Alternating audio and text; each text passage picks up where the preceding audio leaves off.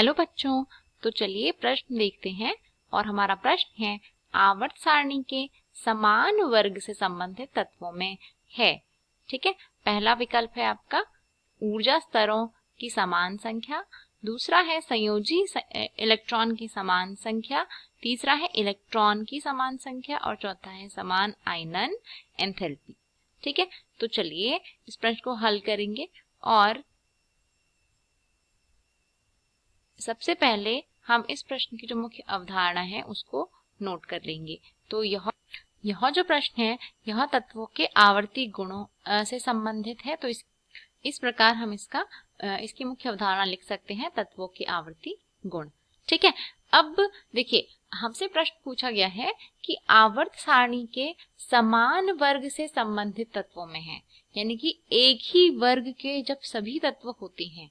ठीक है, हमें क्या लेना है, एक ही वर्ग लेना है और उस वर्ग के जितने भी तत्व हैं उनमें इनमें से किस चीज की संख्या समान है यह हमें बताना है।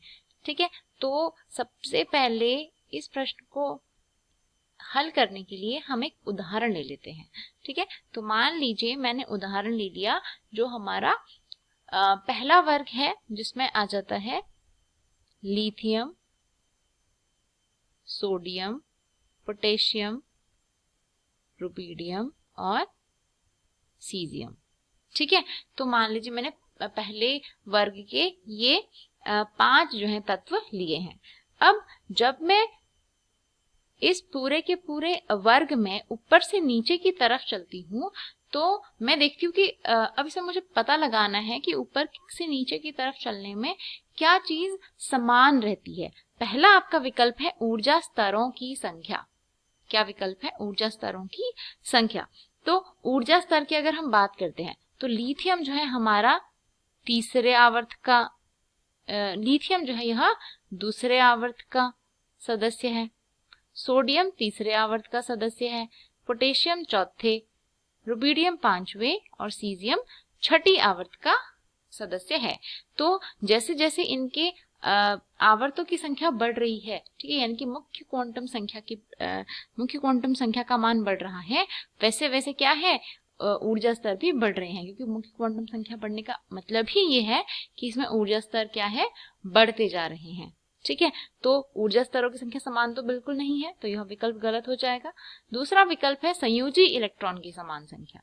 तो अगर हम संयोजी इलेक्ट्रॉन की बात करते हैं तो जैसे अगर हम लिथियम का इलेक्ट्रॉनिक विन्यास बनाएंगे तो इसका इलेक्ट्रॉनिक विन्यास होगा 1s2 2s1, सोडियम का होगा 3s1, पोटेशियम का होगा 4s1, रुबिडियम का होगा 5s1 और सीजियम का होगा 6s1। ठीक है, तो मैंने सिर्फ इनके सबसे बाह्य जो s ऑर्बिटल है, ठीक है, उसमें एक एक इलेक्ट्रॉन दर्शाया है। बाकी जो अंदर के ऑर्बिटल्स होंगे वो तो सारे ही क्या है, फुल्ली फिल्ड है, यानी कि पूरे भरे हुए हैं। तो ये इनके क्या आएंगे, इलेक्ट्रॉनिक विन्यास इस तरीके से बन गए। तो हमें एक बात दिख रही है कि सब में क्या है, बाहरी जो कक्ष है उसमें क्या है, एक एक इलेक्ट्रॉन है ना, जो बाहरी कोश है उसमें एक एक इलेक्ट्रॉन है सभी में। अर्थात हम कह सकते हैं कि सभी में संयोजी इलेक्ट्रॉनों की संख्या क्या है, एक। संयोजी इलेक्ट्रॉन का अर्थ है कि सबसे बाहरी कोश में कितने इलेक्ट्रॉन हैं, और सब में बाहरी कोश में एक ही इलेक्ट्रॉन है, अर्थात संयोजी इलेक्ट्रॉनों की संख्या सभी में क्या है, समान है। तो यह जो दूसरा विकल्प है यह बिल्कुल ठीक है। तीसरे विकल्प की तरफ आएंगे तो इलेक्ट्रॉनों की समान संख्या। तो इलेक्ट्रॉनों की संख्या समान नहीं हो सकती, क्योंकि इन सभी में अगर हम बात करते हैं तो इन सभी में इलेक्ट्रॉनों की परमाणु क्रमांक जो है सबका अलग अलग है। जैसे उदाहरण के लिए अगर हम लिथियम की बात करते हैं तो लिथियम का परमाणु क्रमांक 3 होता है, सोडियम का 11, पोटेशियम का 19। ठीक है, तो इसी प्रकार सबका क्या है, परमाणु क्रमांक अलग है, और परमाणु क्रमांक ही जो है इलेक्ट्रॉनों की संख्या को भी दर्शाता है, क्योंकि परमाणु क्रमांक और इलेक्ट्रॉनों की संख्या किसी भी तत्व में समान ही होती है। तो अगर परमाणु क्रमांक अलग है तो इलेक्ट्रॉनों की संख्या भी अलग होगी, तो यह भी विकल्प गलत हो जाएगा। चौथा आपका विकल्प है समान आयनन एंथैल्पी। तो आयनन एंथैल्पी होता है किसी भी तत्व में से एक इलेक्ट्रॉन बाहर निकालने में जितनी भी ऊर्जा लगती है, जितनी एनर्जी हमें देनी पड़ती है, उसे हम क्या कहते हैं, आयनन एंथैल्पी कहते हैं। तो हम यहाँ पर लिख सकते हैं एक इलेक्ट्रॉन निकालने हेतु दी गई ऊर्जा, ठीक है, या दी गई एंथैल्पी जो है वही हमारी क्या होती है, आयनन एंथैल्पी होती है।